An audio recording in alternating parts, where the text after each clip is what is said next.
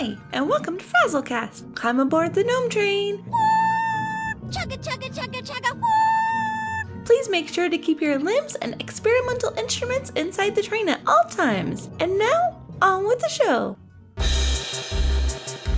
A podcast by a Blizzard fan gnome about World of Warcraft and geeky stuff.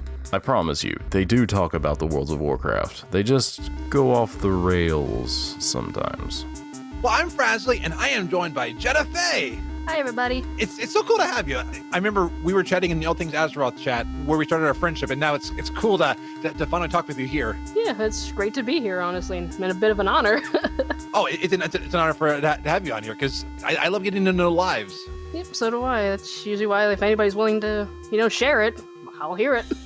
And on this episode, I want to get to know you better, and as well as celebrate all the types of love out there. And I was asking the community on people who found their partners in WoW and in gaming, and wow, the responses are amazing. Just so many cool stories of different people finding their partners, and just how they bonded through this gaming. WoW has brought a lot of people together. I've met some amazing friends, and like I mentioned before, I met my poly family through WoW for the most part. That's really cool. I love that. Because everyone I talk to in a raid team talks about those bonds you build, and it's always cool to see when those bonds go farther, and that they build those lasting relationships. Yep, it's really cool. Like with the new communities feature, it's made it even better, honestly, to my opinion. So instead of the guild, the communities side, so you've made a community for that? Been in different communities. A lot of LGBT communities out there. All you got to search is LGBT or something like that, and you'll find dozens out there. That's cool. Like I'm in the gamers community, and we're very tight knit. We don't allow, gatekeeping or anything like that. We support each other when problems arise. I love them. They are like family to me already. And there's at least 600 or 800 members in it right now. So wow, there's a lot of people. Yeah. Before we get into the show's topic, just the one thing we got to do always, an Epicinsanity. What time is it? It's time to go around the table. Great idea. So what have you been up to recently? I just got done with the second wing of LFR that was released this week. And boy, are those fights nuts. I can honestly deal without the bugs and stuff in it. Oh, yes. It's amazing how we have such a fear of bugs in so many people. And it's interesting that's in this raid about our mind and about our sanity. Oh yeah, they got bug swarms everywhere in the second wing, and they brought back a mechanic that I haven't seen in a long time, where you got to take these two bug bosses, keep them together for the most part, and they have to die at the same time. Otherwise, they will just build themselves back up and start kicking your butt some more. Ow! Oh! I'm not looking forward to that. I'm afraid of bees, and I don't love spiders, and Yeah, there's gonna be little beetle swarms all over the place in that fight, and it's just like, nah. Yeah, no, I don't want that. No, it was not fun. Where are you on alts or mains? I have been kind of flipping back and forth between leveling my lobies and then going to my 120s and getting them through the cloak quest, because that takes forever. Yes. To get through every time, but I don't want to burn myself out on either or, so I'm just kind of depending on my mood. I have my Panda Death Knight, which I love to death. Oh, yes. She is amazing, and I'm having so much fun with her. She's almost 100. Especially with the fact that we've seen Shadowlands may not be out to the second half of 2020. Plenty of time to do all this stuff. Oh, yeah. And I'm pretty excited with the new leveling system, but I'm trying to get a couple alts up, while I can. Yeah. The new leveling system is going to make it a lot easier, I think. Oh, way easier, and being able to choose skipping some of the stuff in classic WoW or the level 60 zones, or be able to skip things like Pandaria. I'm looking forward to that one. I say Pandaria at level 1, sign me up. Yeah, exactly. Because that's usually where I go to. I never go to Cataclysm. Sorry, Cataclysm. I like your quests, but Pandaria, man, you're going up against that. Oh, yeah, and I love the storyline there. Or just, doing the farm there. It's just so relaxing. Yeah, oh. And it gets you a lot of levels and a lot of experience doing it. And are you selling the ore? Because somebody was saying that's a way to make a lot of good money for... Oh, yeah. You can get the ore out there, especially if you have the mist-piercing goggles. You can see a lot more ore than normal, and you don't have to equip them to do it. Oh, that is nice. Yes, that's something Lucian, my husband, told me. Nice. And he usually make sure he gives me one. My Panda Death Knight is a blacksmith, so that's been very helpful. Yeah. And of course, also the food that you get from the tillers sells for quite a bit, because if you want to get Master of the Ways, the title, or and get, Nami when he was younger, before he burned all the things, Yes. you have to do the tillers to get it. And I ran into Nami. I was over in the unlock for Volpira, and he was burning wine. I'm like, oh, you can't even make Yeah, the wine. moment I saw him, I was just like, nope, Yeah. stay away. Yeah.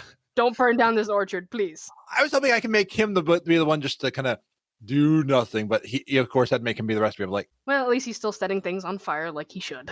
yeah, and at least this way it made good wine. I'm still convinced the fan theory where it was Nami that burned down the world tree is totally canon to me. I'm with that. I can see that, because, and then he's like, oh no, it wasn't me. So it wasn't me. No, I didn't do it. I'm just Totally her. She did it. Yeah. Seeing Nami there was just funny. Like, Oh, absolutely. and I'm really glad they made the wolf in the Volpira quest line and Twilight Highlands. They made that tameable elsewhere. So otherwise, you would only be able to find it there. And if you're not doing it on a hunter, that would really suck. Yeah, because I don't think you can replay the opening scenario quest. But they put the Black Wolf in Fenrir's area, Halls of Valor, I think. You ever need to know where hunter pets can be found, you can always ask. I'm pretty active on Petopia, so I've been there for a long time. That's where I think Pommy Tappet's at, right? Mm-hmm, and Vefriel. Yeah. Yep, and then you have WoW Mania on there. Yes. And Wayne. It's amazing what a tight-knit community it is out there. I mean, when you find what you love, there's people that you can connect with. When I was at BlizzCon, I was over with Grand Nagus, and all of a sudden we had her name's escaping me right now, Dragon Darkness or Darkness, but she does pet guides, and she was there, and Grand Nagus and we're just talking, and then Stone comes over, and it was so cool to be like, wow, they're all talking about something that like I've not done a lot of, but they're having a fun time talking about it. Oh yeah, I do a lot of pet battles myself, and it's a fun thing to do, especially trying to find like that rare quality pet. I do the same thing with mounts. Nice. There's some mounts that still escape me. I'm looking at you, Invincible. Same. I'm looking for that too, and I've got a friend Kappa who will run on Invincible and be like, "Oh, this is the mob you don't have." I'm like, I need that. Isn't this the mount you want? Yeah. You suck. My roommate got Invincible like on his like first try, and Oh. like, I didn't even want it, and he keeps like talking about it, and I'm just like, shut up. Yeah. I know you got it on your first try. Shut up. Which is why I should never tell people that I got the blue Plunder Drake on Utgard Keep after 6 runs. Ah, I still don't have that one. It eludes me. Running for mounts is a great thing to do while you're watching like Netflix and stuff like that. And Oh yeah, I recently watched all 9 episodes of The Office. that's a good comedy. Oh, I love it. And like I'm trying to get into like all the theories and stuff like that. Well, I found out there's a new podcast called Office Ladies, and it stars Jenna Fisher, who played Pam, and Angela Kinsey, who played Angela, and they became best friends on set. And now they're doing a watch through of The Office and sharing little tidbits about what they had on the show. But like, it's so cool to hear their friendship, and you hear the people like, I know you played a character, so it's cool to hear their voices again, and a lot of really cool behind the scenes things that you never even would have seen while watching the show, or you might have, and they explain, oh yeah, that was there, and they're taking fan questions on different things. That's really nice. I always like it when voice actors, or even just actors and actresses in general, do stuff like that. Yeah. And when they become friends, it shows that like all the work that they put into it, that they built a bond. They did, and that's always a beautiful thing. Podcasts that I like to listen to when I'm just, mindlessly doing something like that is Welcome to Night Vale. Oh, yes. Great. It is fantastic. I've caught up to most of the episodes. My husband and I like to kind of give it a little buffer so that way when we put it on at night, like when we're about to go to bed, we'll listen to some of the new episodes before we fall asleep. Yeah. We'll put on some old episodes just to kind of make noise. Yeah. But we'll give a buffer so that way we have some episodes to listen to for a while. And you have to like replay it because like if you play one, you're like, what happened to that one? You're like, wait, what? Yeah. But then it's just Cecil talking nonsense. Oh, or obsessing over Carlos. Carlos. I can listen to Cecil forever. Kevin. Oh, and Kevin, yes. From Desert Bluffs, the worst place ever.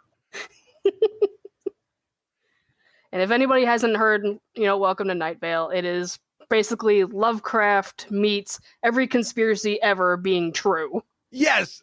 If I understand, it started like they were a theater troupe and they started podcasting, and now they've created Welcome to Night Vale Presents. Like one podcast I listen to is Sleep With Me podcast, a podcast, and they're part of the Welcome to Night Vale network. They've gotten together like-minded people to help support each other. Yep, and they've also done a bunch of live tours too. They're actually doing their last one. I don't remember when, but I know it's sometime this year. They're doing their last one. I want to go, but I don't know if we can afford it. Yeah. Because it's like over $100 to get a seat, and I'm like, ugh. Oh yeah, and add in the travel and get there. Travel, the hotel, that's gonna be a pain. Yeah. With our budget, we gotta keep an eye on money. Blizzard's pretty much the cheapest thing we can do. For $15 a month gets you a lot. Yep, you get a lot to do. There's always something. Yeah.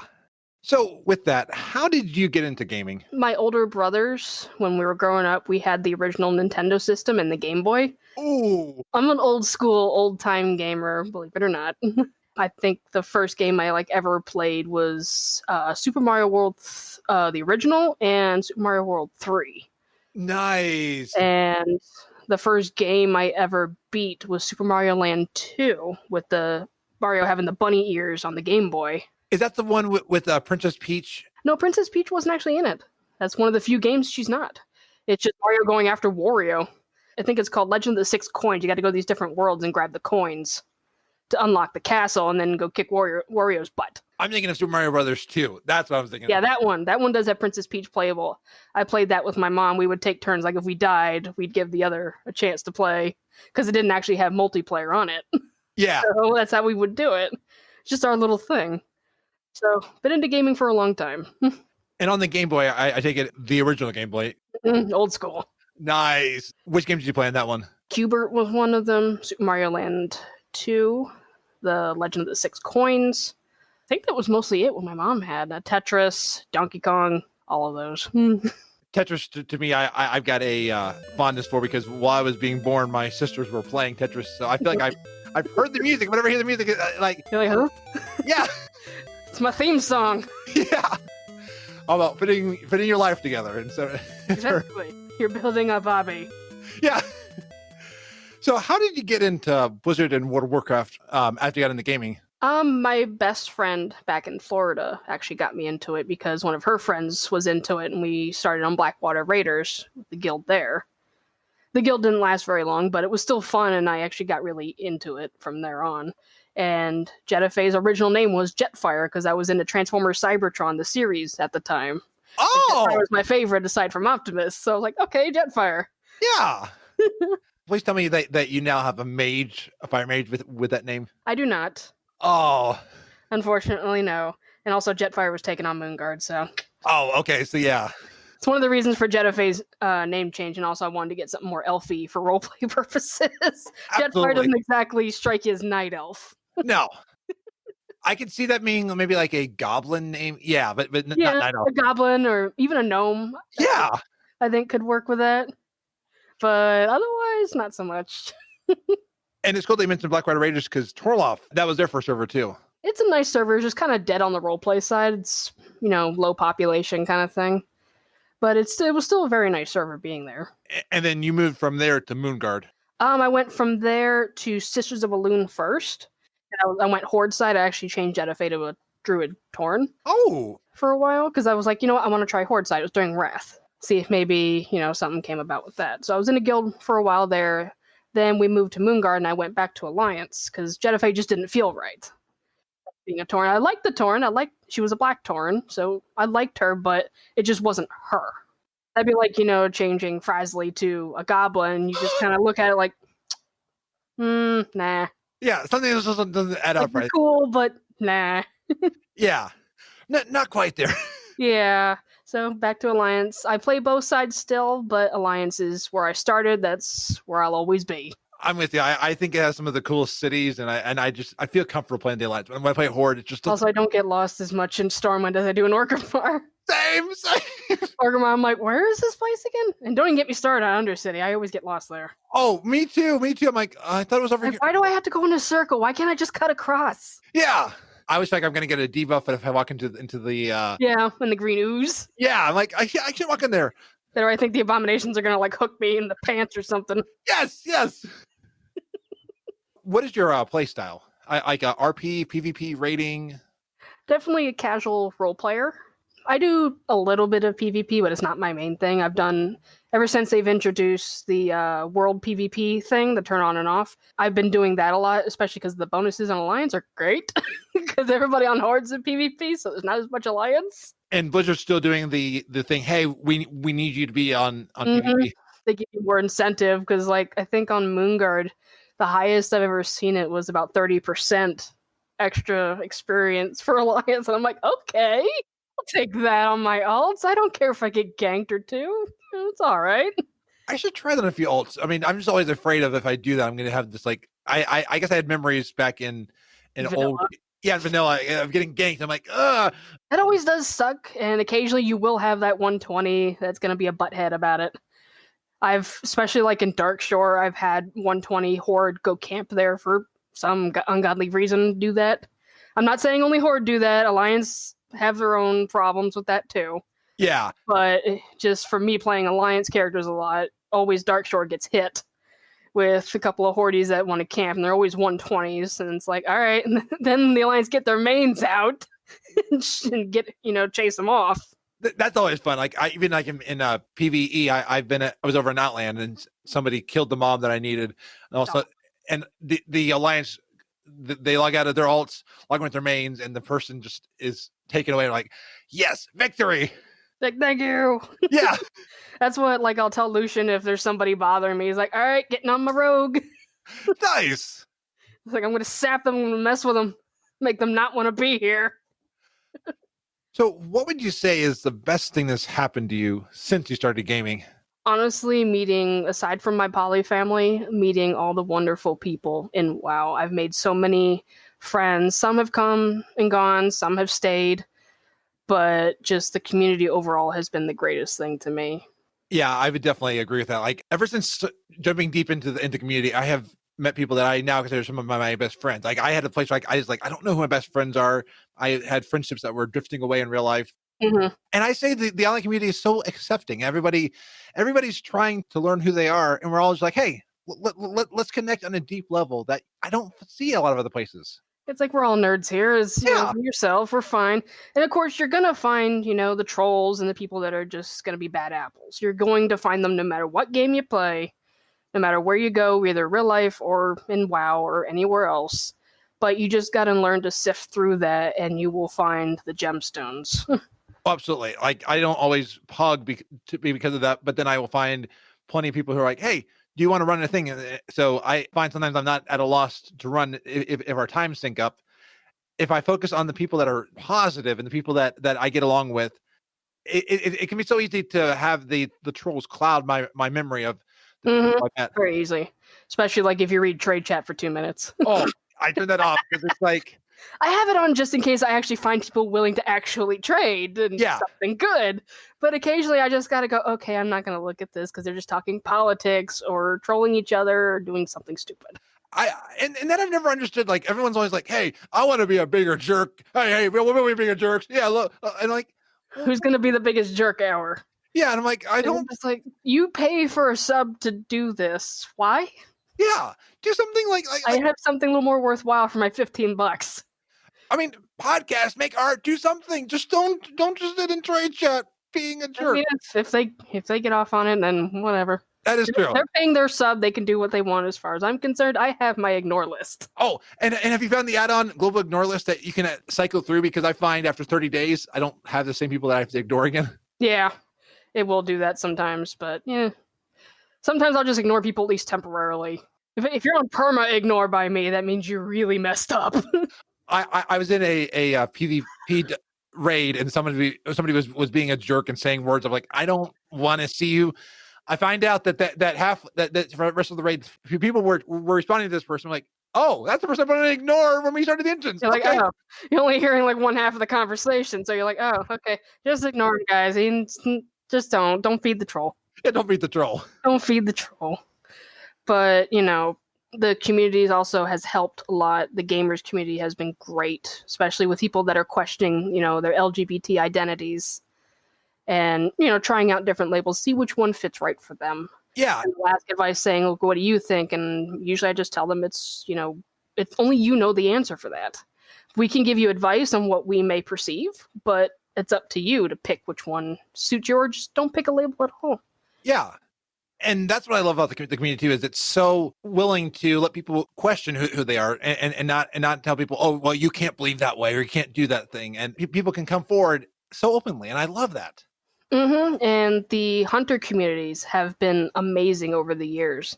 Like, we will post up, like, if we find a rare spawn, like back in Cataclysm, Maddox was the only model Scorpion back then, and he's the one that came in different colors, and he was the only one that had those colors, because he spawns in like red, blue, green, bronze, and I believe another color. I can't remember the other color.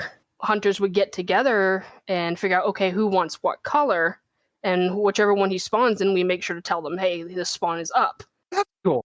I would sit out there for days on a hunter looking for him. Like, I would want blue, and then I'd befriend another hunter that wants the green one. So I'm like, okay, if the green one spawns, you have it. Nice. Same with the Molten Front rares. We would say, like, if Scar was up, he was like the Onyx kitty cat that had a special way of taming him. We would tell people how to do it and let them go ahead. There was like literally a line of people just waiting to do it. They were being polite, letting one after another go get him. It was just fantastic. That reminds me of when I've been in Classic and there's been a queue for that. People just wait in line. Yeah, that's how it should be. They're being polite. They're being nice. And same with even today, like with Lok Nahak, I will announce it saying, hey, if there's a hunter out here, here he is, just wandering around doing nothing. Especially in War Mode. War Mode has made hunting for rare pets a lot easier. Because there's not as many people out there. So like Lok Nahak, I'll see him wandering around for like 2 or 3 hours, which I'm like, that's unheard of with him. And I'll just announce it, and if somebody's looking for him, I'll, bring them over to my server, even though the server hop is a little weird now, and let them, get the pet of their dreams that they've been waiting for years. That's cool. And then you've been able to build relationships with different people and different friendships. Yeah, absolutely. That's been the highlight of WoW, basically. It's the people, and as Alex says, despite all the negativity, this really is a great community. It really is, and most people are very supportive of each other. Like I said, you will find the bad apples, but, they're going to be everywhere. You just got to learn to deal with them. Yeah. And ignore them. So as tomorrow, after this recording is Valentine's Day, this is like a good time to ask you about your relationships. So we were talking in the ATA Discord, and your story intrigued me, that you are part of an LGBT plus poly family, that you said 90% of your family you met through WoW. Most of us have met through WoW. I think there's only 1 or 2 of us that did not. Kalis was the first one I met on the Blackwater Raiders server.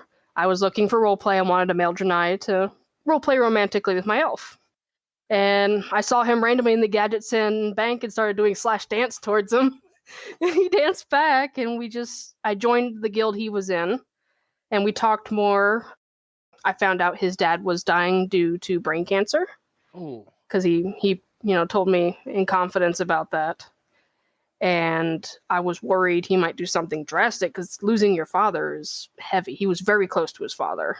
And his father actually made a small recovery for a bit, but then it just turned immediately the worst. And he had to watch his father deteriorate.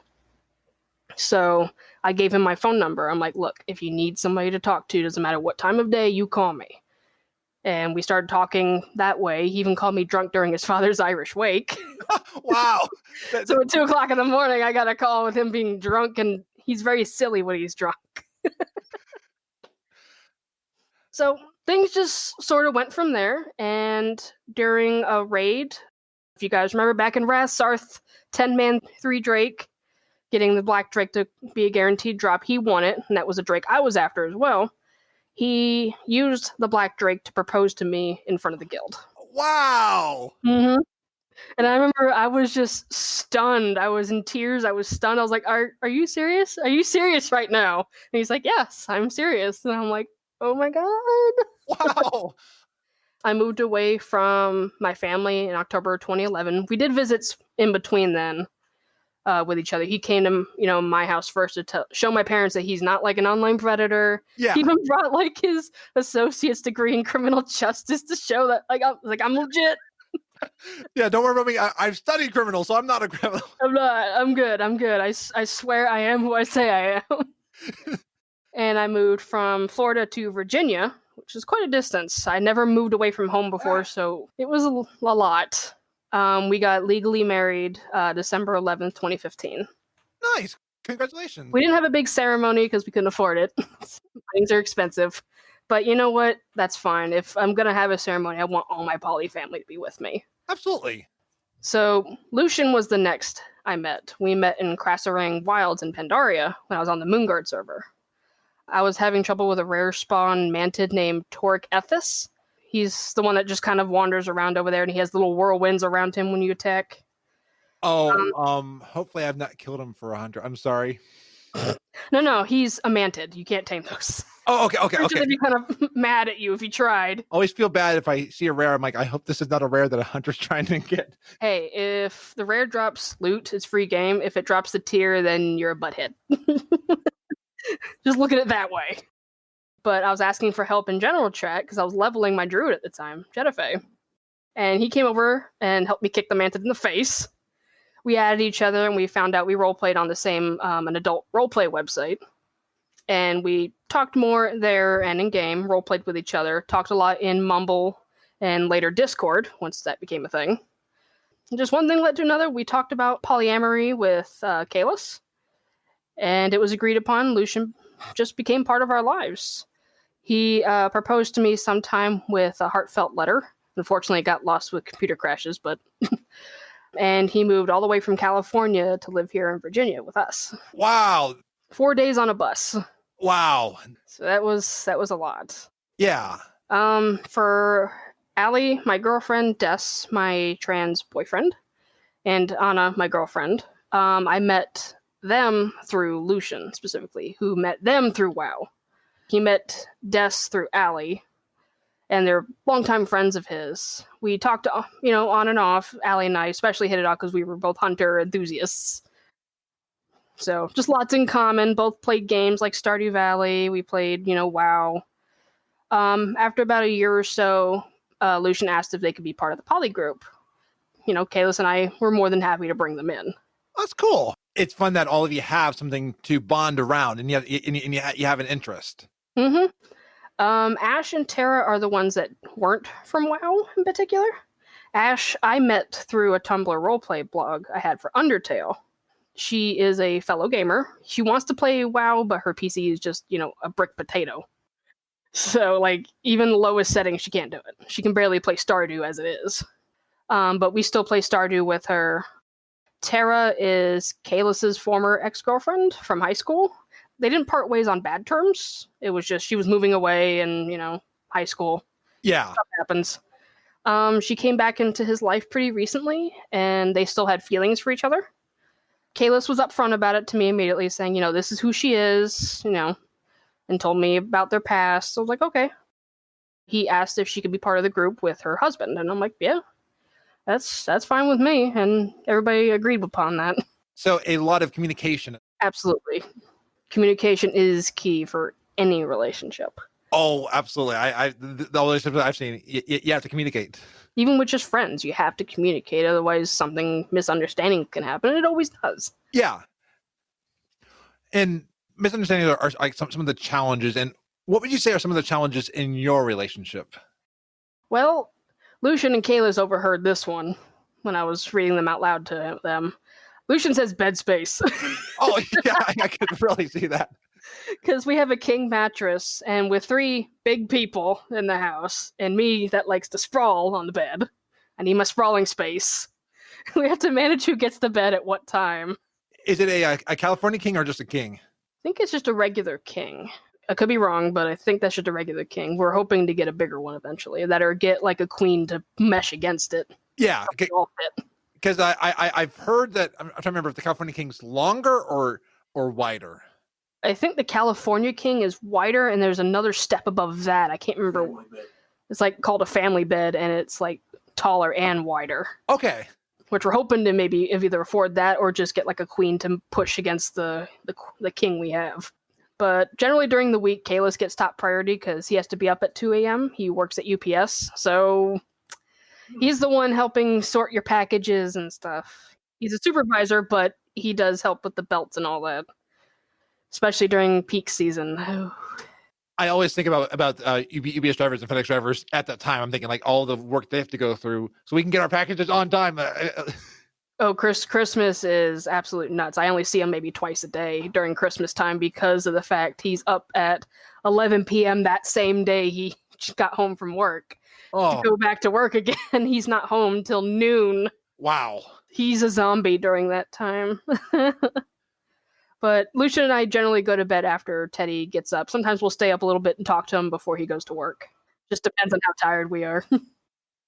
But we'll still at least say, hey, have a good day at work. We love you. Kalis mentioned distance and scheduling / time management was a problem. Or just, a challenge in general. I can see that in any family. That's a challenge. Mm-hmm, absolutely. Just meshing schedules can be hard because of jobs, sleep schedules, or what have you. But we just figured out the best we can. We look at okay, the week ahead. Do we want to have a date night at this time? Okay, Friday would probably be better because that's the next day Teddy has off, so he can stay up later, or something like that. That's always a challenge for us. From what we've talked about, your family is long distance. That you live with two of your husbands. What is some advice you have for people in a long distance relationship? Communication and trust are absolute musts, and that doesn't just stay with long distance. That's also even face to face. You need to communicate with your spouse. They're the two primary pillars for any relationship to succeed. Don't go looking for problems, but if something does seem a little off, talk about it calmly. Don't go in accusatory saying, oh, I think you're doing this. Yeah. Talk about, okay, what's going on? Just gently probe into it to figure out what's, happening. Don't let things fester and boil until you just want to explode at somebody, because that's always going to end messy. I can see with the, when people have been accusatory with me, I shut down and I don't. You're just like, whoa. Yeah. Yeah, I'm like that too. And and I don't like being accused of things I never did. Yeah. And if I did something wrong, tell me calmly, but yeah, I'm going to be defensive if someone's like, oh. Be like, hey, you said this thing and it made me feel like this. Can we not do that next time? Yeah. They'll be like, oh, okay, I'm super sorry. But also be understanding and empathetic with one another. Even if something seems trivial to you, it's not trivial to your partner. It means something to them, so you gotta put yourself in their shoes. Distance makes things a little trickier, and you may have to figure out how to spend time with one another, but, at least keep it reasonable. They don't have to be with you every second of every day, chatting with you, and if they don't reply in 5 minutes, you're going to freak out. Be reasonable about it, Me time is always a must, and that's even from my therapist that I see. She says you need to have your me time, but you also need to have your, love time with your spouses. I used to get mad at family gatherings when I was spending time too much with everyone. I was like, I just needed this. He's like, I need my space. Yeah. Lucian's advice is don't focus on the times you can't or don't spend together.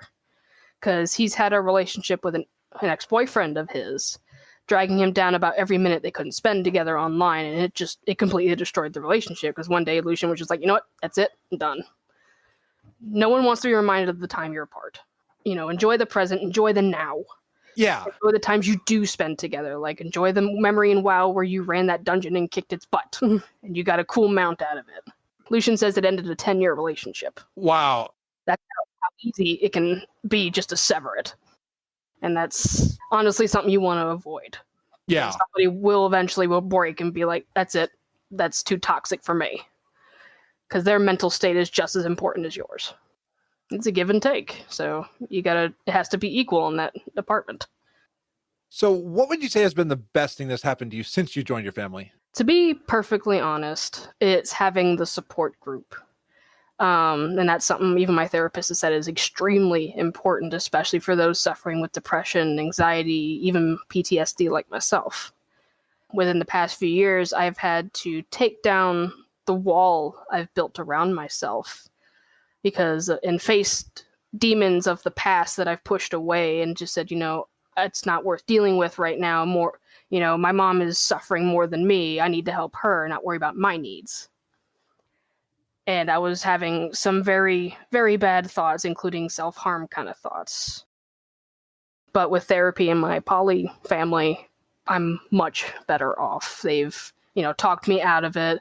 They've made sure I couldn't do anything. They've kept me, distracted. They too have come from all walks of life and have experiences to share with me about things that they've, gone through. We keep each other in check if our, anxiety goes haywire, or just if something bad happens in general. We give each other advice on how to handle situations that come our way, and honestly, they've been better than most of my blood relatives. And I'm sure some people that are listening can relate to that even online friends are, better than the blood relatives you get. Oh, absolutely. This past holiday, my friends kept me in check. There were sometimes I just vented. I'm like, if I had not vented to you, it would have been, ugh. Yeah, Lucian says that the friends are even better because you can actually pick them. Oh, whereas blood relatives, you just got what you got. Yeah, you always wish you had different. Oh yeah, I definitely do, because I've talked to maybe 2 or 3 of them, including my parents. The rest of them, I'm just like, I don't care. And sometimes it's their in-laws, and you're just like, oh, because for me, it's not always the family, even though we have our issues. Sometimes it's the in-laws. Hope they're not listening. They know. So I'm not sharing anything that they don't know. Ironically, most of my in-laws are okay. They're pretty cool. Okay, so but just my blood relatives, they have some of the in-laws are, I don't even talk to them, never met them, don't care to, because of the stuff I've seen them post on Facebook. Yeah, a lot of political stuff. I'm just like, no, not touching that with a 10-foot pole. I'm not going to change them, so I'm just like, oh, okay. Well, I'm going to let my mother-in-law deal with them. Exactly. They're her brothers and sisters. Thank you for sharing all this. Your advice hits home for me, and I know it's going to hit home for a lot of people. I had a listener write in about Fan. They wrote in a while back asking about couples and finding compromises in playing WoW. They said many wives, including theirs, are not too happy about spending time playing computer games. So you said 90% of your family met in WoW, but how do you and your family find a balance? It's honestly a lot easier than people think it is. Aside from us playing games together, we communicate if we need some, outside time. Example of that is like mine, Lucian, and Kalis's date nights when we can afford it. We'll go to a diner or a sushi place or just someplace we know that we like. Or if we find a new restaurant, we'll like, hey, let's try this out. We just go out and enjoy ourselves. And, if we can't afford that, we'll maybe sit down, watch a movie or a TV show. Just for like an hour, hour and a half, just chill. For me, even little outings, like us just going to the grocery store together, while we check what we need, we just start talking about random subjects, You could hear us walking down the aisle and talking about, Darth Vader if he wants to buy crackers or something. Nice. Kalis occasionally likes to ask me for some cuddle time in the bedroom before he goes to bed. He's very touchy-feely, whereas I'm not, but I do respect that he needs that, connection. I'm finding one pattern that I love seeing in this is communication. That you're not just going off of the inferences, but you're saying, hey, let's communicate, and I need this at this time. Yeah, don't assume people will know your signs or hints. Don't give them hints. Tell them up front, what do you want? Because people aren't mind readers. Some people can't read people very well. I can, because I'm very sensitive to that kind of stuff. But, I don't know if, Kalis can. Kalis tends to be a little hard-headed, so he's not going to read people as well as I do. I can relate to that because I'm sometimes oblivious to the signals I'm sending out or like what people are wanting. I try to think ahead, but then that causes me stress and anxiety. I'm trying to think ahead of what does that want, and then I end up making it worse because they didn't really send that signal. I'm like, ugh. Yeah, you'd rather somebody be upfront and say, hey, we need to do this. Exactly. Make it simple, Yeah. But, doing these little things doesn't have to be expensive or anything excessive. Honestly, we don't even celebrate Valentine's Day because Lucian thinks it is the least romantic thing ever to be obligated to do something romantic. Romance should be spontaneous. So, like in the middle of June, you might cook me like breakfast in bed or something. Or my favorite meal for dinner. Something like that. Yeah, and I can see you're not being ready on Valentine's Day for that stuff, or you're not in the mood for it. But there's another day where you need that, and it being what you need that day. Yep, they'll watch for the signs, like where my anxiety for some reason is just going off the walls. I won't have a rhyme or reason for it, but then like Kalos will go out and do some shopping, and then he'll like set like a little thing of white chocolates on my desk, or a random flower he picked from outside and set it on my desk and surprise me with it. And it just means the absolute world to me. But you and your spouse need to communicate all of this stuff crystal clear. Like I said, no hints, no, suggestions. Just say it. Say what you want. Both needs are valid no matter which side it's on. Your partner needs to be, respectful of your hobbies too. They don't have to like it. They don't have to enjoy it. But as long as it's, legal. Yeah. They need to respect that and let you have your, your fun hobby time.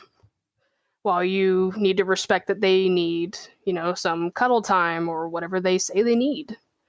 Talk to your beloveds about what sort of needs they want and find a compromise between you two. And communicate and be open. Absolutely. Don't hide anything. Don't think, oh, this is stupid. They're not going to want to do it. Just say it. 9 times out of 10, they're not going to think what you think they're going to think. And this past week, I didn't think that there'd be a lot of response or like as descriptive responses, but I was asking the community to be open and say, did you meet your partners through a game? And I was asking this on Twitter, Facebook, Instagram, and Discord, and got a huge amount of responses. Yeah, I noticed. I was like, I go like, okay, whoa. It's a really cool stories. It blew up a little more than you thought. Exactly. Yeah, like Cohen said, yep. Yeah, very straightforward. 20 said, I've met past partners through both games and Twitter gaming communities. And Karen said, yep, D&D, which Kalos likes D&D too, so he's gotten me into that. He actually can create Jettafae in D&D with the Druid system. And then Yaceris Hanai said, I met my wife when she joined my World of Darkness group years and years ago. Now we play D&D together. We moan our inability to play werewolf, and she listens to me right about WoW. I can relate to that one a lot. Except usually I'm listening to Kalis rant about D&D because he DMs some things too online with Roll20. Gwen DeCuries, sorry if I butchered your name there. Not one game, more like liking the same games. Yeah, that's pretty much how me and Ash were. And Marty says, no, not directly at least. And I got to know Marty, and they've got a great relationship. And Thomas, the game of life. Well, yeah. I want my money back. Oh, me too. It's like I'm not rolling the right RNG. What a refund. And Sil says, yeah, my ex-husband face vomiting. I guess if it wasn't for that, I would have never had the chance to meet Dan in the UK. Oh, that's unfortunate. Yeah. And Thom says, I also met an ex through World of Warcraft, so totally was Sil on the whole face vomiting emoji. It happens. Yeah. I have a couple exes on WoW too. I mean, you're going to find those people and just it doesn't click. Yeah, you experiment, you try. It's the only way you're going to find out. Exactly. Cytix said, sure did. We actually met on a WoW private server back when we both didn't have the money to pay for a sub to retail. Yeah, I've heard quite a few stories about that one. And then Eric Gouter said, yep, marrying her in September. Oh, Tori's the red panda. And I know Eric in real life. congratulations. That's amazing. I saw their announcement post when they proposed on, I believe it was New Year's Day. Oh. Yeah. And That's a good way to bring in the new year, man. oh, absolutely. Damsel in Distress. Yep. A little game called Rust. I don't think I've heard of that one. I've tried it. It's this like survival one where everyone starts out naked and you clothes, you get a shelter. Something like Don't Starve?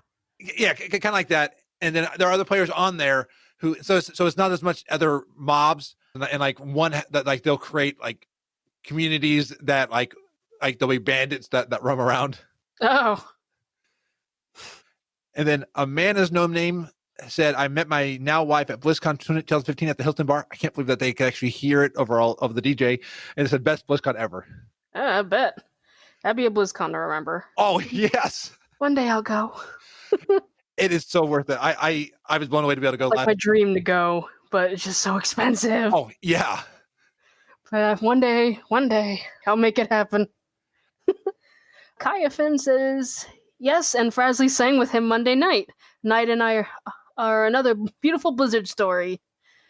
And Knight says, Kayafin and I are learning that our real life might benefit from a mage portal a bit more often.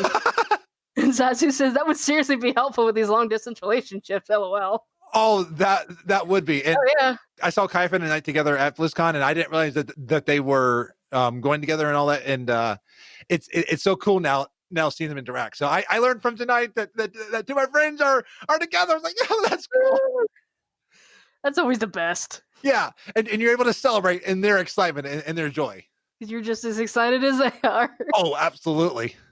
Lore Doc said, no, my rating team was super slow to reorganize after a wipe, and Nax was taking forever to clear. So I said F you to them on one Tuesday, went to a coworker's birthday party, and met my wife outside the game, which is what I recommend to single people devoting hours to MMOs. And I think that is right. You know, as much as WoW can bring people together, don't be afraid to go outside too. Yeah. When Blizzard tells you that, they have one of those tool tips, smile and smile often. Says, don't forget to go outside and play the game in moderation. Yes. Don't go looking for love. That's another advice thing. Don't go looking for it because you'll never find it. Just let it happen. And I feel content till it happens because I'm enjoying all the friendships I made. But yeah, my friends who are frustrated are the ones who feel like they're owed it. And it's like, yeah, and even love's not owed. No. Nobody owes you anything. No, and people that felt that they were owed love. And if you act like that, that's going to chase people away. Oh, yeah. We'll smell that from a mile away and have those red flags going. So don't do that. No. Shorel said, nope, but I did meet the people who introduced me to my wife through a precursor to the internet as we know it today. Oh, cool. Nice. It's weird to think that there's time before the internet. I mean, I'm 30, so I'm still youngin', but it's weird for me to think that there's a time before. Hey, I'm 31, so I feel you there. I still remember the days where the Windows 95 and the giant floppy disks where I was playing Pharaoh's Tomb. Oh, yes. And to think how far we've come on that. And we curse Windows 10, but it's really not that far. And the one time I deleted System 32 because I didn't know what it meant, or it was actually the file cabinet back then. I didn't do that, but I reformatted my machine thinking it was helping it be better. The mistakes of youth. And I had no backups of my data. You're just like, well, crap. Yes, exactly. Luckily, I had a neighbor that was really good with computers, and he kind of just looked at me and says, don't touch anything anymore. I've got people I know that I'm like, I'll handle this. And cause like one was trying to work on an iPad. I'm like, do this. Like, okay, I will be over at your house. Stay there. I'll be over. And then and Carl Churchill said, no, I met my partner through a drive-through window and she put her number in my lunch. Hey. Nice. Yeah, let's pay extra for that. you got more than you ordered. Exactly. I think that's a good deal.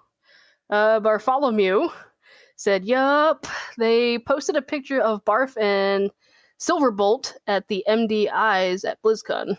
And then Silverbolt posted another picture, and I got to meet Barf and Silverbolt at BlizzCon, but Silverbolt was one of my first friends I met through the Worgen's How group, and she got me into CTR, which got me into podcasting. So it was cool that nice. She got into CTR. She went to her first BlizzCon all nervous, and that's where she met Barf, and now they're together.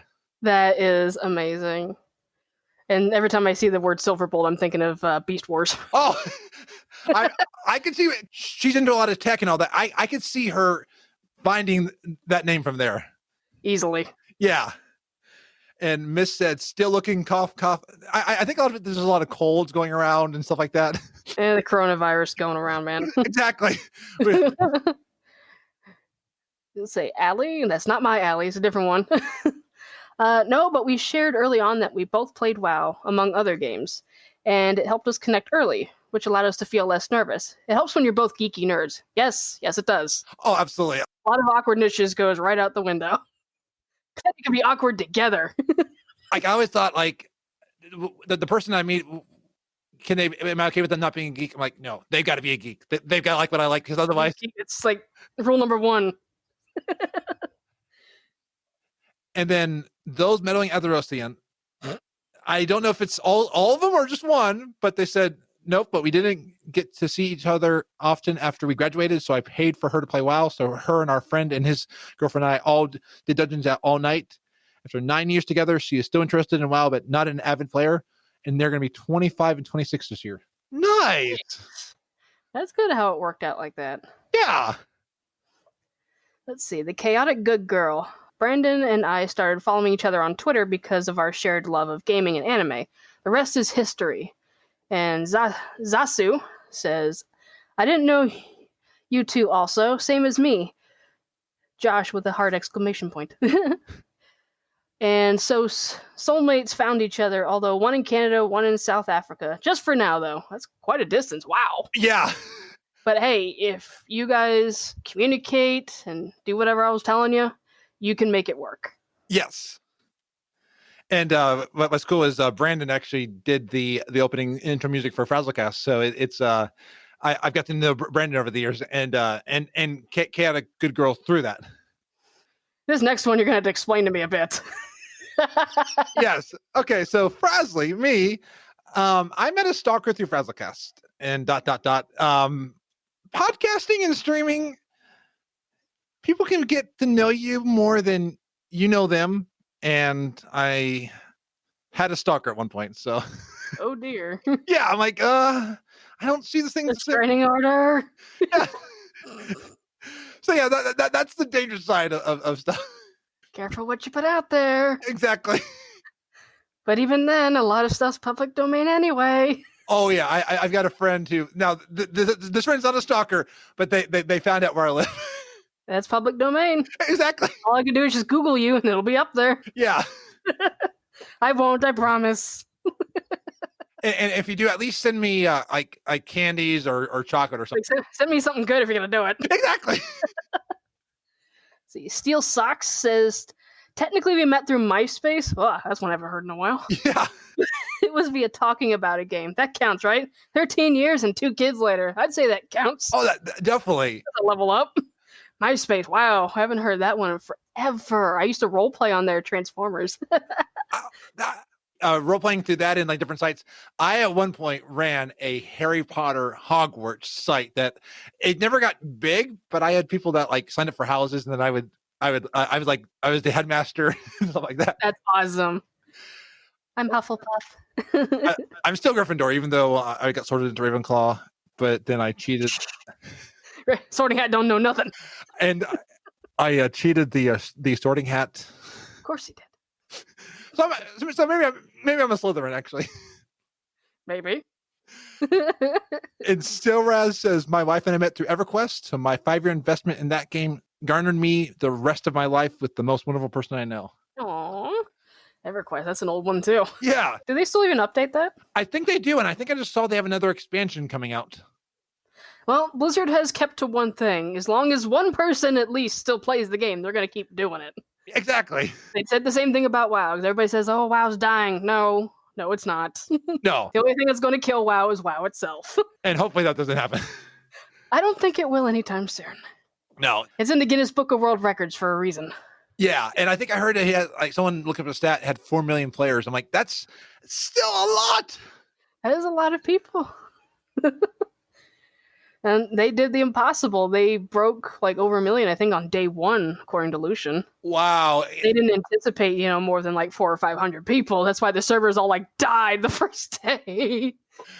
I think I missed that because I got in on about a month later from when it launched, so I missed all that. Lucian's been playing since day 1, so he could tell you everything. And he doesn't keep the rose-tinted glasses on it either. He can tell you what sucked about it. He can tell you the good things about it. Did he get the dragon? Which one? The 10-year anniversary dragon, I think. Oh, yeah, he has that. Nice! He also has the statue, the orc statue that they sent out to all the veterans. Oh, that's cool. So that proves he's paid his dues. Yes! Sometimes he'll do random math on just how much he spent on this damn game. He spent like over $2,000 on this damn game.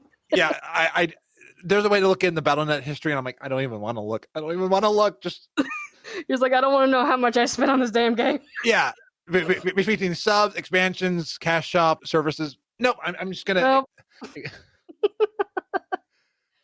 Let's see. Michael says, I didn't actually meet Selena through a game, but rather through games we connected via IG and Twitch. Yeah, I can see that. And I've got to know Michael a lot, and also Selena, and it's been cool to see their relationship grow. That's great. And Monster Druid said we met through game development, if that counts. And I'm like, Game's got to come somewhere. Exactly. Blizzard didn't just say woogity boogity boo and WoW's existed. Yeah, that would be cool though. I mean, because I think they do, but it's not how that works. In the movie though of the Christian WoW, they should do that. Just be like, just like woogity boogity boo. Yes. Let's see. Ladintha says, nope, but we bonded early over our mutual love for WoW. That counts. Yes, absolutely. Interest still counts. And Dreaming Sweet Dreams says, yes, my friend asked me to help a noobish person who amazingly got to level 70 BC and still didn't know how to quest. Nice.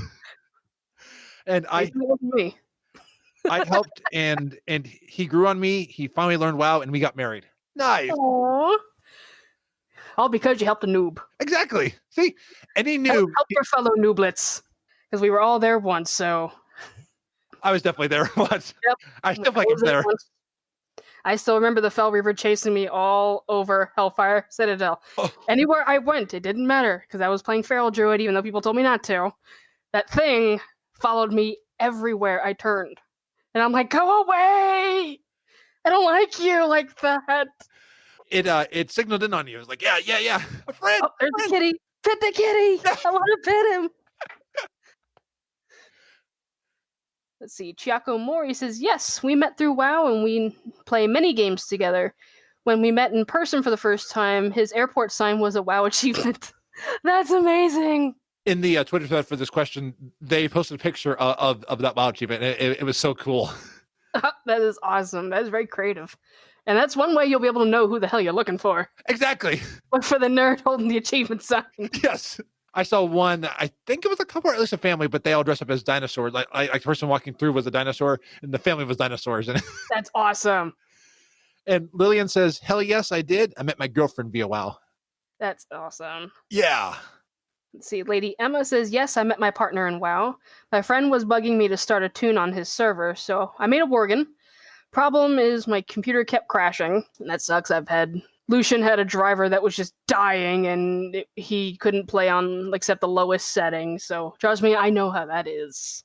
He was considered AFK rogue for a reason. Oh, like don't kick him! Don't kick him! He's just his driver acting up like his screen would go black, and he just couldn't do anything. He could hear all the sounds. Oh, he just couldn't do anything. That sucks.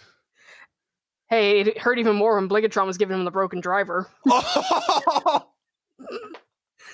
It's like, hey, Lucian, you got your driver in game. He's just like, shut up. After finally getting a guild invite, I started complaining about the issue. My pre-partner told me it might be a RAM problem, and he had spare RAM we could try. Be careful with that. You gotta make sure the RAM's compatible with your stuff, but this part was lucky. We met up and had dinner, and then we played video games. When it was time to drive me home, the doors were frozen with the RAM inside, so we had to meet up again later. I think that was this was a ploy. I could do that. Yeah, I need to come back again. Yeah. Doors frozen. Well, it depends where you live. Yeah. Say if you're in Colorado right now, then you're probably freezing. And here, we're not getting it horribly, but we have a little bit of that. Virginia hasn't had nothing. We haven't had snow for 2 years, and it's been lame. Oh, you're lucky right now because I last night cold and wet. Okay, yeah, cold and wet's not fun either. And Sparty Smallwood said she applied to my guild in Wrath, and now we're married and have 2 kids. And then Budabo replied with a rainbow heart. So I assume this is Sparty's partner or just someone loving Sparty's story of love. So I don't want to assume too much, but yeah, it was cool to get that. It's positive. Lucas J says, I have never met a partner in-game, but I've met my closest friends there. I even got to witness one friend's wedding, a beautiful experience in itself, just because of this game. It's brought so many wonderful people into my life, and I am so very thankful. And I can attest to that as well. Same. I soon will be getting to experience a friend's wedding, so I'm excited for that. That's awesome. I met them through WoW. So Torloff says, yes, I did. We met in World of Warcraft and played a lot together on Horde. She was a troll shaman and I was an undead rogue. I still remember that day I told her how I feel and she started blushing. So I am indeed a lucky man. Aww. Definitely Arto love. That's love. Love is in the air, and you don't need a goblin in a diaper to do it. Wouldn't the crown, the Crown Candy or Royal Crown Chemical Company or whatever? Yeah. Whatever tongue twister that is. I don't think they want to hear you say that because then they can't sell all their commercialized. Well, their perfumes stink anyway. Apparently this year they die so fast before I even load in the damn dungeon. Like everyone wants that love rocket that's never going to drop. This is worthless. Yes. Oh, absolutely. Why didn't they change that? We had the Heart of Azeroth. It's worthless. Because I mean, it'll work in Shadowlands because we won't be able to wear our neck. But yeah.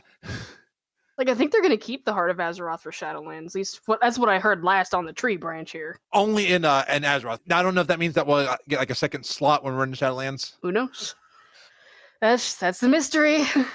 Hopefully soon we'll get a little more information on that. Yeah. Wink, nudge, nudge, Blizzard. Yeah, Blizzard, please. Please throw me a bone. I'm curious. We need to know. I've got so many people who want to know. I got people on my schedule, man. Yeah.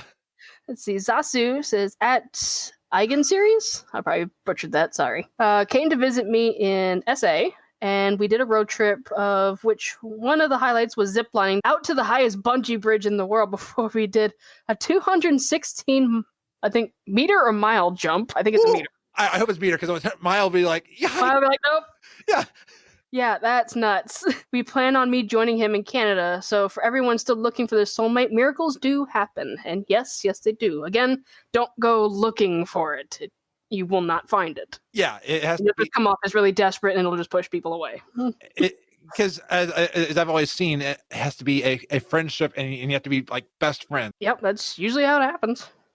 You don't ask for it; it just kind of is. Yeah, like you know what, you're cool. We can spend more time together. Yeah, and just it happens. You never know. And Rhea says, I didn't. However, I got her into gaming. She was never a gamer except for occasionally playing the Wii. I bought her a gaming laptop for her birthday along with Overwatch, and now she's hooked. She blows people up with Junkrat while I murder hordes of demons in Diablo. That is cool. I'm a May main. You can all hate me now.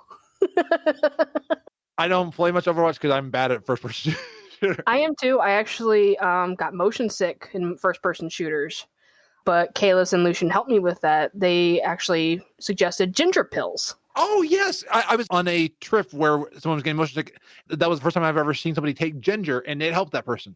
Yeah, you can either bite down on ginger, which I wouldn't recommend because it tastes gross, but you can take these really big ginger pills. It recommended like 2 a day, and I was able to play first-person shooters without any problems. Nice. And I was like, oh my god, I can actually play these games and enjoy them. Yeah. Same with, like bending the ink machine and, Halo or anything like that. It felt great to be able to play a genre of games I've been gated from because my body is like evil against me. I bet VR. Have you tried that? That's a whole nother world. I could see that because of so many different senses. I was in like a space trip one where it took you around to the different planets and all that, and I was just like, oh my god, help me. I'll stay here in reality. I don't need to go to virtual reality. Yeah, I'm good. I'm out of that. Metro says that they met their significant other through Facebook.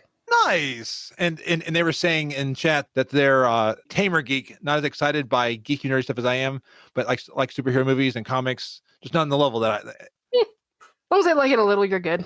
Exactly. I don't have to share that enthusiasm to the full max.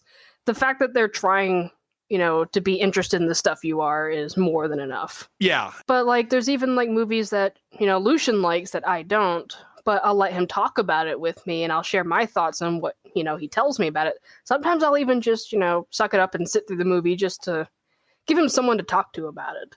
Nice. Even if it's not my thing. You're being empathic with him at that moment. Yeah. And he will make a bargain with me saying, if you sit through this with me, I'll sit through a movie with you of your choice. I'm like, aha. Nice. I can work with this.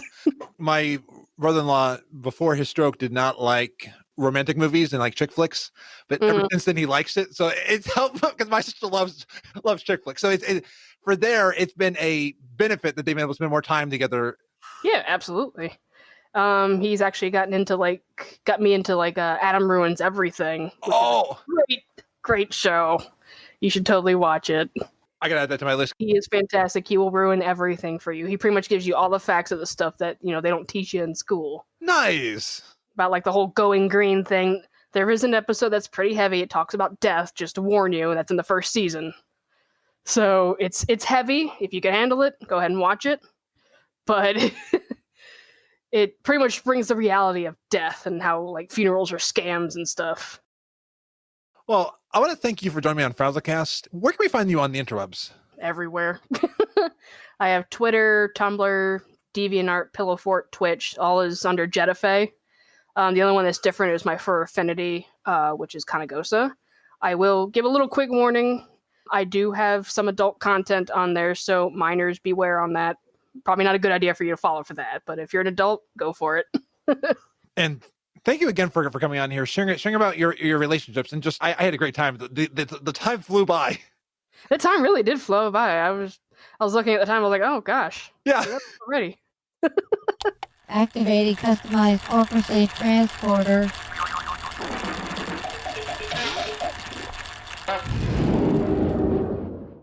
Well, I am back at home of Ironforge until we one day reclaim Gnomeregan. I'm a gnome. Let's look at what has been happening in the community. Awesome! Let's do that. So I love showcasing art, even if you can't see the art here orally. That's orally, Aurally. You can go to the show notes for this episode to follow the links that I have. Well, Icy Veins points to concept art for Mechagnomes and Valpyra by Handclaw. I gotta hand it to them. They really look cool, and it's unique for each class. Speaking of Valpyra, my friend Trendane, who's on episode 140 of FrazlCast, they tweeted out the commission of the Valpyra Hythal by AJ Illustrate. And then Pete appeared from the shadows of Nyalotha, where they were raiding, to let me know about Charm's new WoW parody called Nyalotha. It's a parody of Billie Eilish's Bury a Friend. Don't worry, I don't think I've ever heard of Bury a Friend either. I've rarely heard of Billie Eilish. I'm really showing my age. And then Garth Kales of Warcraft Radio sat down with Ian to talk about the Warcraft's team take on the Race to World First, and they shared about what they think of supporting future races. And speaking of races, according to Wildhead, Progress and Calamity both cleared Black-Green Lair at 23:42:21 UTC. Blizzard confirmed that this did indeed happen 42 minutes after launch, and as Wildhead said, it's pretty much a tie. Congratulations to these teams! I wonder if it would have taken even that long if it hadn't been for that room full of slowdowns. Maybe it's just me who gets tripped up by that room when I go in for transmog hunting. And Alexander brought to my attention a Warcraft 3 Reforged mod that is turning the RTS into a third-person RPG. According to Game Rant, Surge, I'm not even going to attempt the last name. I don't want to mispronounce it more than I normally do. This isn't the first mod to do it for Warcraft 3, but as Game Rant says, it's the first to do it for Reforged. I love seeing these new perspectives and mods because they help breathe new life into games. Because yeah, Twitch knows that when I play Skyrim, I play a gnome in it. Hooray! And I spoke about this being a part of the esports content team at Blizzard on the last episode. Well, she has plenty of content to work on, as Blizzard has announced the plans for the Arena World Championship and the Mythic Dungeon Invitationals for 2020. Not only are they going to YouTube like previously stated, but they will be changing up the format as well. They are adding the Mechagon Mecha Dungeon! This dungeon will be part of the MDI, so all details are available at the link in the show notes. And these aren't the only televised tournaments happening. Wildhead reports that the Keystone Masters makes a return this year, a Mythic Plus event that Blizzard has given exclusive tournament room access to for the event. This is a community event starting in March, and I've got more details at the link in the show notes. So make sure to affix this to your calendars. See what I did there?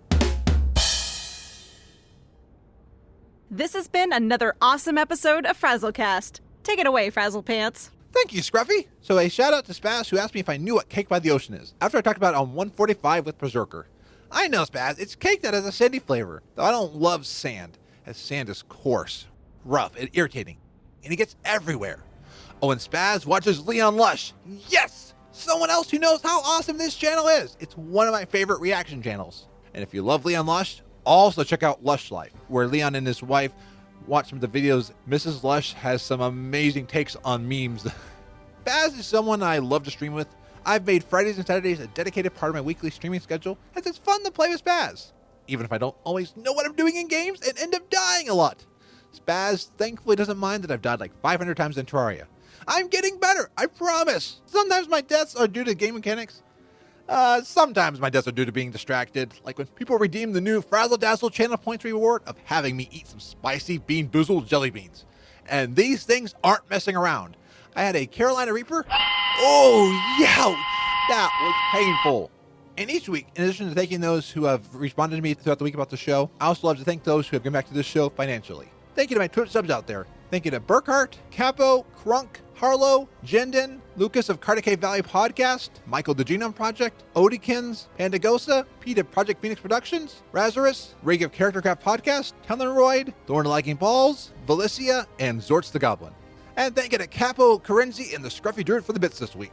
If you want to support the show financially, please go to support.gnomepodcast.com. If you have Twitch Prime through Amazon Prime, you can use your free Twitch Prime subscription on my channel. All of your support goes to helping support this labor of love. Thank you so much. Well, I am Frazley, and you can find the show at gnomepodcast.com. There you can catch past episodes and find out many of the places where you can subscribe to this show to make sure that the Gnome Train comes to you every week. Well, until next time, be awesome.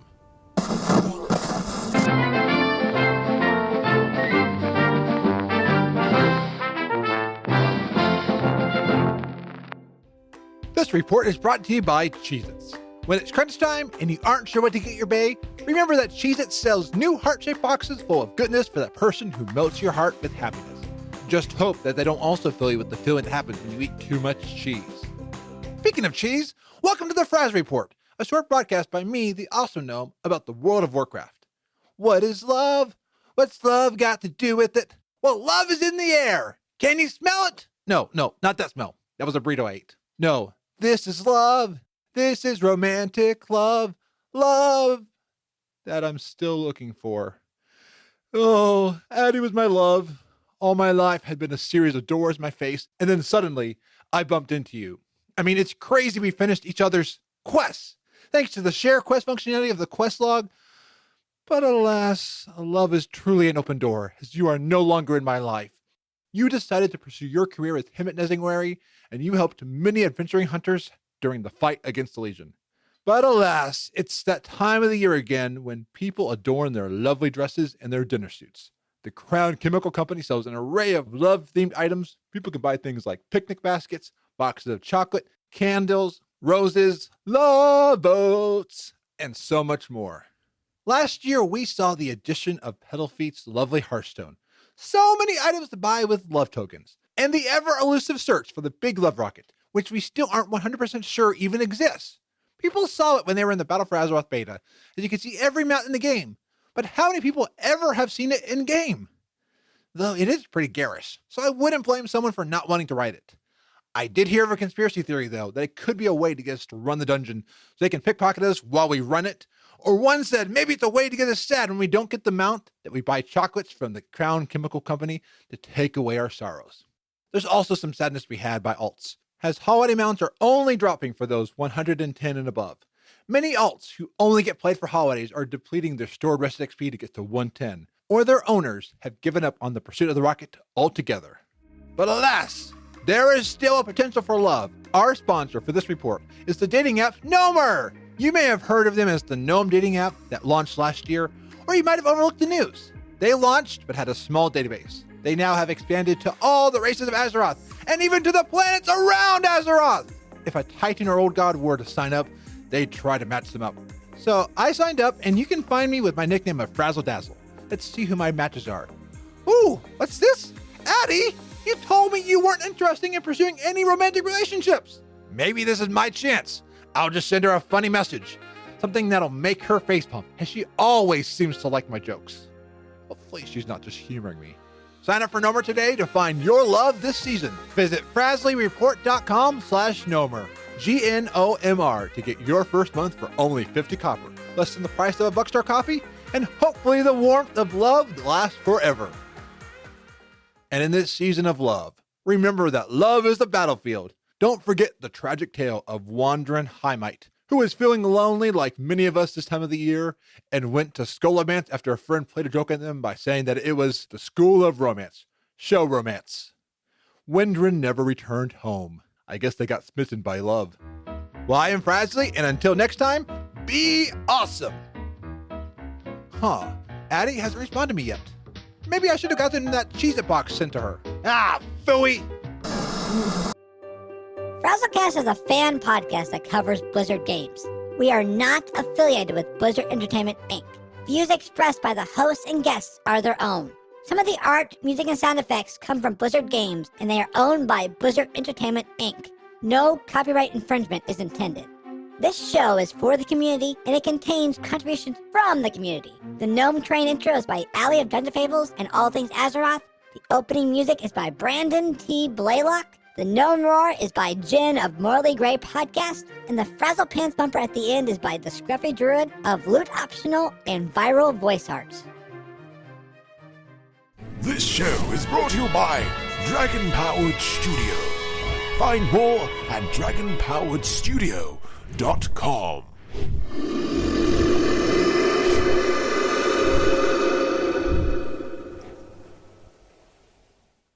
It's been fun. Farewell!